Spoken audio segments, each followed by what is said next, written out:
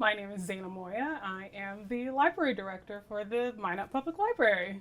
Okay, I will say this was really hard for us, and I imagine it was for a lot of department heads, but we do so much for the community. And so, what it came down to for core services, I have our circulation of physical material. So, that's like our books, our DVDs, audiobooks, that sort of thing. Our public computer and internet access. That is a big service that we provide. Just every day. It probably is one of the things that takes the most time and energy for staff as well. You'd be surprised. You'd think that it's 2025, not a lot of people need internet access or they don't need help on the computer, but it's a lot. Our reference and information service, again, I and the rest of my staff, honestly, we could write a book on some of the questions that we have gotten. Some in such a wide range. So we've gotten some funny ones. I always like to throw out my favorite one is somebody called and asked how to bake a pie. And it was a 30-minute conversation of this man trying to bake a pie for his wife. And we only get the one side. My staff hung up the phone and was like, that pie has no hope. But we still tried. So, it's a very wide range. And then, of course, we get our very serious things like people looking for different resources in the community. After reference and information services, our children's and youth services, of course. So we have a separate children's and teen department. So, and those, I would say there's a lot happening in those departments all the time, but our biggest in there are like our story times, our summer reading programs, our like heavy hitter programs. After that, just adult literacy and technology help. We do a lot, again, of people coming in here. We have tech tutor type things that people can come get one-on-one help. So we consider that a core service. Library card access and account management. A lot of people you'd be surprised how much work goes into getting somebody a library card, maintaining the database that has all the library cards, keeping them updated. So making sure people have cards and managing that back end is a core service. Our community meeting spaces, again, another big core service. We have somebody who manages that time, takes the payments for those, that sort of thing. And what we have heard a lot in the community is that they want more spaces. There isn't a lot of free or cheap spaces to use for community groups, specifically outreach to underserved populations. We do a lot of, pretty much every week we're going to one of the different homes, like Edgewood and different things, and sitting down and doing, tech help with them. We also have like our homebound delivery service where we are each week taking books to, if not people's like houses, again to these nursing homes. So that's a core service. Kind of touched on a bit, but access to printing, copying, and faxing. A lot of people come in for just being able to easily, not everybody has a printer at home. Yeah. So just coming in quick when you do a wireless print or printing something, we provide a lot of that. I wasn't sure it was a core service, but I felt like it was important to mention is like all the staff salaries needed to maintain all of that. So those are all like our core when I was looking at budget, like what do we absolutely need to do to be considered a library to function? So those were my core services. Non-core, I have, first off, I feel like this is going to be one that people are like, absolutely not. But what we call our library of things, which is our tools, our video games. We have our video game consoles that we circulate. We have Roku streaming sticks, adventure packs, our circulating makerspace tech. Those things we and the rest of staff would consider non-core. But I will also say that it's one of the things the community utilizes the most, especially the tools. So, but at the end of the day, the things that we like really need to provide and the things that we just kind of assessed and saw that the community needed, like that. So non-core is our library of things, which is personally my favorite collection. So it's also painful for me to put in that category, but that I consider non-core. And then next would be, again, another big one for patrons is our digital collections, our ebooks and e-audiobooks. Again, we have a lot of people who just have digital cards for access to those, but due to a variety of reasons that honestly we can do a whole spiel just on what's happening with the publishing industry, but it's getting more and more expensive to provide these ebooks. So that is something that while we love and people love, if push comes to shove, that is where we're going to have to cut costs. So like our biggest ones is Hoopla. In most of the budget scenarios, which we'll get into, we eliminated Hoopla. And then Overdrive, we at least are able to work with the state library, so patrons will still have access to that, but the size of the collection would be greatly reduced, depending on which budget scenario. So that I put in non-core. And then I put our special programs or events. So we have the ones that, like I mentioned, the daycare services that are core. We like to do things that are just kind of for fun. So we just had like a really big escape room that was like 4 days with the staff that put it on. It's usually our teen librarian and her assistant. I mean, it's lots of overtime and hard work for them, but people love it, but things like that. Another non-core that we outlined was our passive programming and displays. So that was, again, a thing that we kind of started incorporating relatively recently. We have like upstairs in our adult section, we have a big puzzle table that's always put out, and people like to just come and sit and hang out and put out our puzzles. Occasionally we do invest in and get these really cool fancy like 3D puzzles. I'll have you get some footage. It's really cool. But things like that would be things that we end up cutting, just some of the passive. We always have a coloring table. Children's almost always has some type of craft that you can sit down with the kids and do. So things like that are passive programming and displays. Those would be considered non-core. And then the last that, again, something that we recently started putting more effort and time and energy into is our social media marketing and stuff. So before, I think we had our website, which was outdated, and we were maybe on Facebook, kind of a little bit. But now we've put more time and energy into that and getting our name out there so people are aware. You'd be surprised the number of people who are like, I didn't think that the library would have XYZ. So marketing has been a big, I think, reason why we've seen more people come in getting signed up for cards. So we would definitely see a significant kind of cut back in that as well. And so that would be a non-core service. For staffing, right now we have about 27 employees. I majored in literature, not math. So as I shout out these numbers, somebody's going to be like, her math doesn't add up. That's okay. So in terms of executive administration, we have one employee, that's me. And I would say, of course, my main things are like leadership, oversight, running the building, the budget, strategy, that sort of thing.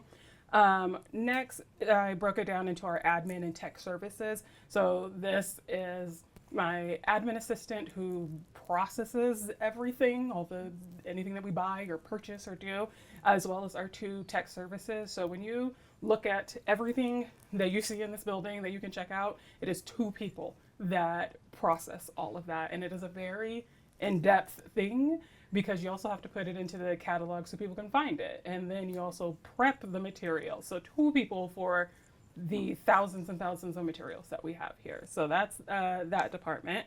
We have our building maintenance, which we have 2 staff, which I feel like pretty self-explanatory. They are what keeps this building running. And to be honest, I am terrified of the condition it would be in if we didn't have such good building maintenance people, truly. And then we have 3 librarians. So these are staff that have an MLIS, staff who, like, if I am out for an extended period of time or something like that, they're the ones that step up and are kind of collectively work, because we don't have like a designated assistant director, so they kind of just like point fingers and they're like, all right, it's your turn to run the ship while Santa's gone.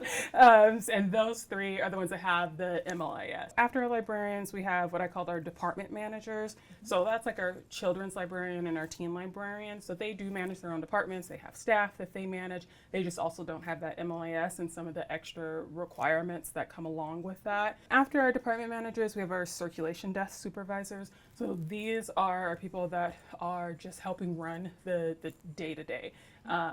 And they handle whatever conflicts come up, whatever complex tech needs that come up, that sort of thing. So we have 5 people that rotate, and we are open 11 hours a day, Monday through Thursday, and then Fridays and Saturdays for about 7-8 hours as well. So those 5 people cover the desk the entire time. So those are circulation desk supervisors, and then our support staff, which is all of our like part-time and some full-time like library assistants and associates. These are the people that like the public honestly really know. These are public-facing people. You come to the desk, these are the people working the desk that are always so cheerful and helpful and just absolutely fabulous. So, and there are 11 of those. I don't know if I feel like I kind of stopped reading off the numbers so nobody can check my math. It's fine. We have 11 support staff, so a total of 27. Beautiful. In a couple of, again, the budget scenarios, we have a couple of things happening when it comes to staff. I would say that's probably our biggest and kind of complex issue that we're trying to address, is our organizational structure as a whole and as a team, and with some inclusion already from the library board. We've determined that the way we are structured is just not, what is the word I'm looking for? We're not going to be able to keep providing all the services that we have at this rate with this number of people. A lot of our staff, we do so much, and there's not enough staff to adequately do all that without people getting burnt out. Yes, it's not sustainable. Thank you. Yeah.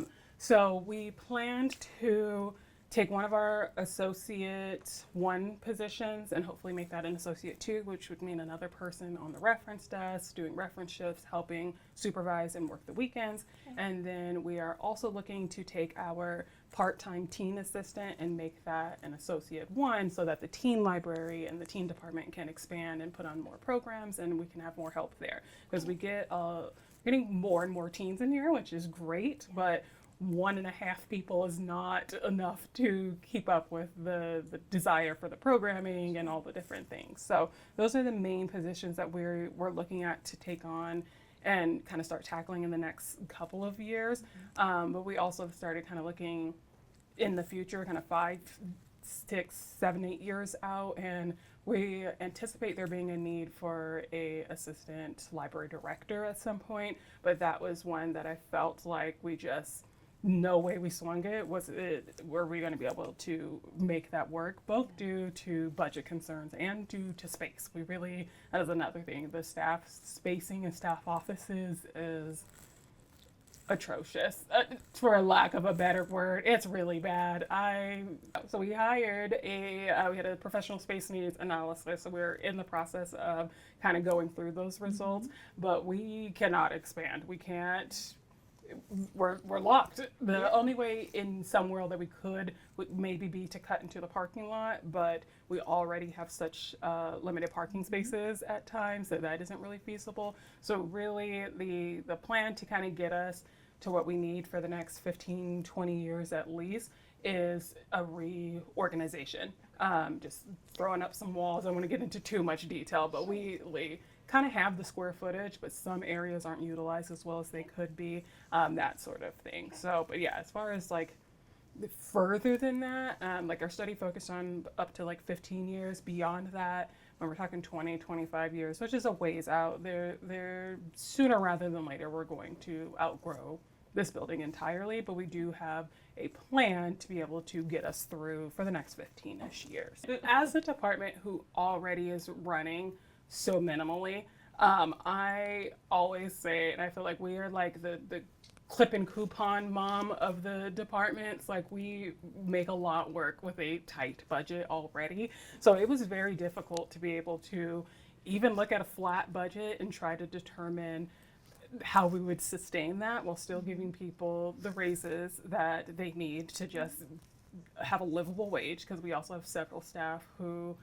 historically have been underpaid, and we're trying to address that. And yeah, it was very difficult because most of our stuff, like I said, is already bare minimum. But like, this is exactly what we need to maintain the building. This is what we need for this. So it was very difficult, and it caused a lot of, and I discussed this with the board, and it's in the minutes, so it's fine that I say it, but it caused a lot of in-house turmoil. There was a lot of conflict, a lot of people stressed out, worried about their jobs, if they had a job, what the future, what their job looked like going forward.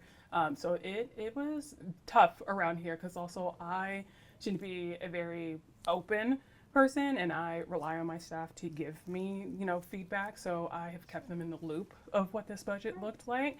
But that the cost of that is a lot of scared and stressed out employees. So it was difficult. So I would say that. But so going to flat budget, what we identified keeping flat was that we would remove all of our newspapers and magazines and several of our digital resources or databases that patrons have access to. After that, one of the things that we removed was our hotspot services, which we kind of paused and retracted because we're having a lot of issues not getting them back, and it was very costly, but the goal was always to kind of reassess what that looked like and try to find a better way to provide that service. But even with the flat budget, we just determined that we weren't able to put the time and energy into figuring that out. So we removed hotspot services. Our part-time workers didn't get any raises, so that we had to cut. And then our full-time staff, we're looking at minimal raises, so like a maybe 2.5% raise, which for some people isn't as detrimental as others, of course, but some, like I said, don't have historically not get paid enough, so 2.5% really is going to be a setback for them, and there's concern that they might look for employment elsewhere. So minimal raises for full-time workers. We also eliminated one part-time position in our flat budget. In our flat budget, we also removed, this is a big one, we removed Hoopla entirely. So that has been a very increasingly popular resource for digital books, like ebooks, audiobooks. So we removed that entirely. We were still, and I did keep in our flat budget, turning 2 different part-time workers into full-time. So really the kind of theme that you'll see is that we are doubling down and putting what time, energy, and money and resources we have into our staff. So still turning those 2 part-time into full-time. But the biggest thing that you'll see across all of these is there's no additional building maintenance. So I just talked about how we don't have space. We have a air handling unit that is dated to this building. This building was built in 1964. So we have a lot of very similar to Old City Hall across the street. This is a very old building, and we were to the point where it's going to cost a lot to maintain. Like our biggest items are what needs to start being looked at and replaced, but those are costly. So in all of these, we didn't budget for any additional building maintenance. We had already started working on putting money aside to get our roof replaced because that's over 30 years old. So that funding was left in there, but handling our air handling unit, our humidifier, all of those big ticket items aren't getting addressed in any of these budgets. Okay. You want to go into decrease? Yeah. Okay. So with decrease, a lot of, essentially I just looked at the flat budget and was like, how do we cut more from there? So everything I just stated is still the same. The magazines, newspapers, hotspots, no raises for part-time workers, minimal raises for full-time. The additional with the decrease is that we would reduce, I didn't want anybody to have to lose their job entirely. So instead what we did, we significantly cut the hours for a lot of our part-time people. But in order to do that, that's going to mean we are going to be closed one day during the week. Oh. If we eliminated positions entirely or we just reduced hours, either way it shakes out is we don't have enough staff to work the desk. And so it would result in being closed at least one day during the week. So that is definitely the biggest. So it's less access to the library.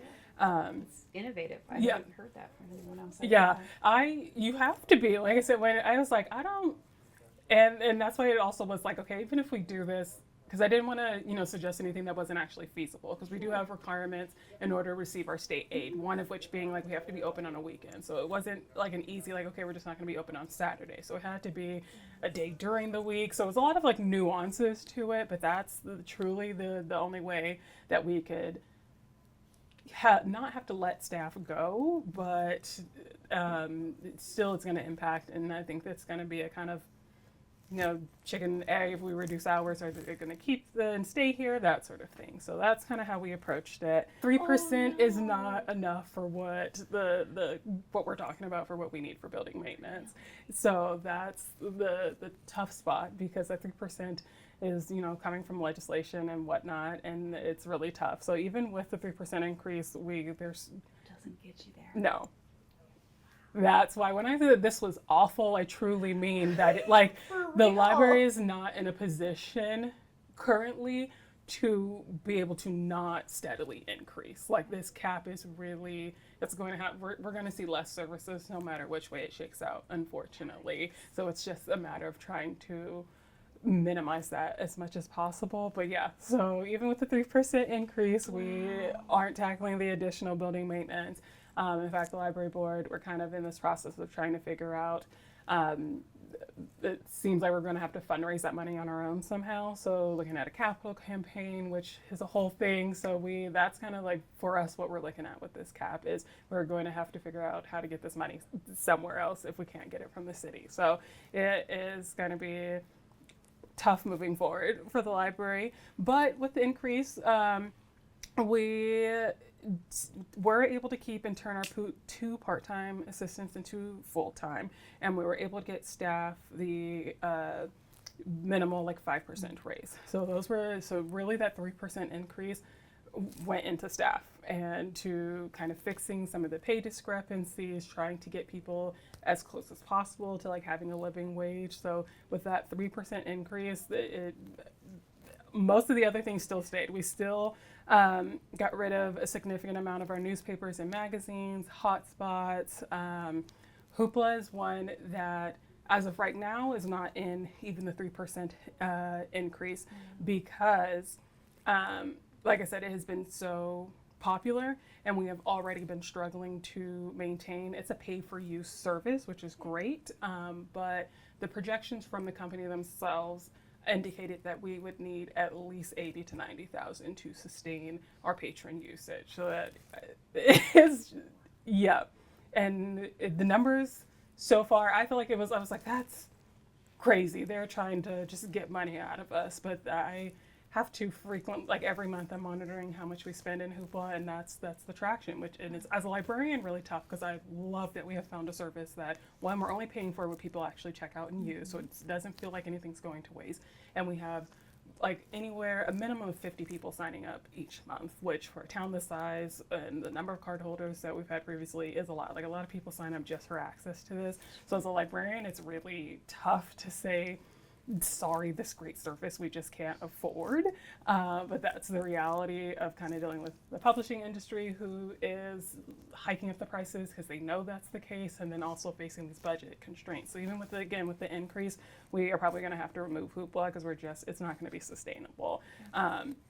There's some negotiation that kind of when budget season is over, the board plans to sit down and maybe consider keeping Hoopla but reducing how many items you can check out or something like that. But as of right now, the plan, even with the increases, to cut it because we need more than 3% to kind of maintain what we need. So even my 3% increase isn't super happy, unfortunately. Like even that's not status quo. I wish I could say yes, with a 3% increase we were able to get close to everything we needed, but the reality is the last few years, if you look at the budget for the library, it has definitely been more than a 3% increase, and that has been because traditionally the library hasn't always been prioritized, and so finally we're at a spot. We had a city council and a city manager who saw the value and was trying to help us get to that point, but now with these caps, where it's going to be tougher to reach that, and it changes things. So yeah. Tell me if I'm totally off base on legalities here, but can you charge for a service? I know that is against what a library is, but if you could charge for a Hoopla service, couldn't you get it for a discount than if you were to do it individually? The issue that we run into with the idea of charging for services is that we would have to charge a lot for it to be any significant impact. So like we've had all kinds of ideas thrown out, like what if we charge for our tools? When you look at, if you own a home and go to the store and see how much it costs for a tool, even like we would have to charge, we're talking $10, $15, $20, and at that point, who has the funds or is going to be willing to do the funds? So technically, yes, we could start charging for things. I think that we would see a decrease in the usage and the necessity of them if we do so. So structure of principle. Yes, yeah. So we've thrown out different ideas of things that we maybe could increase a little bit to help. So we are looking at like upping the cost of our printing, which right now I would say is the absolute cheapest. Like we charge 10 cents a page to print black and white and 25 cents per page for color. So again, there are some things that yes, we could increase that we do charge for, but we are such a small town, and it's not like, even if all 50,000 Minot residents had a card and used it, it still wouldn't be enough for what we need. So then it comes into this, well, is it worth it then? Because then we're isolating the people that really do need these services. I would say public libraries in general, but especially the Minot Public Library, our main goal, the main thing that we do is help fill the gaps, fill the needs of the community. So many of our leaders who are in charge of our programming and services, we have this mindset that we are just out in our daily lives and we hear somebody say, I wish that I had access to this, or it's so hard to do this. And our thought is immediately like, we can do that, whether we feel like that we should, like, it can or not. So that is how some of our special collections, like our board games, have come up. Things like that. They're like, we have a staff who is super into board games. It's crazy. And a lot of people are like, I like playing games, but I don't play them often enough to justify how pricey they are, and my kids lose all the pieces or whatever the case is. So it's things like that like really anytime we hear or see that this community needs something, the library is stepping up to try to figure out how we could do it or who we can partner with to provide that. And so truly, I always say in staff as well that we are a pillar of this community. Anytime through the highs and lows, the library staff is here. Like during COVID, a lot of our staff did not work from home. We were here doing curbside service, doing these take and make programs, filming ourselves, which for a bunch of library introverts was tough. Okay, we were like, listen, you're gonna have to record yourself doing story time, and it's one thing to have a group of kids watching you do these funny dance moves. It's another to post it on the internet, to be there. So just things like that we are constantly showing up for the community. I think just shows and demonstrates how important it is. And then also that we don't just serve the city of Minot and Minot residents. We serve the surrounding counties as well. So helping out these rural areas, like we recognize that it isn't just city of Minot, users that need these services. There's a lot of the rural areas who don't have libraries as well. So we do a lot of collaboration with like Ward County to try to help meet those needs. So I would say that's pretty much, just a little bit of what we do and how important I feel like we are to the community. And I think the community knows that. And we see that in the people that come in every day that are so excited to be here, so thrilled to learn that we have some new book or item or whatever the case it is. All the different people that we, in our outreach events go in there so excited to just see us out in the community, to know that we are a presence there. So I would say all those things, just being able to touch and help the lives of everybody in Minot is what we're about.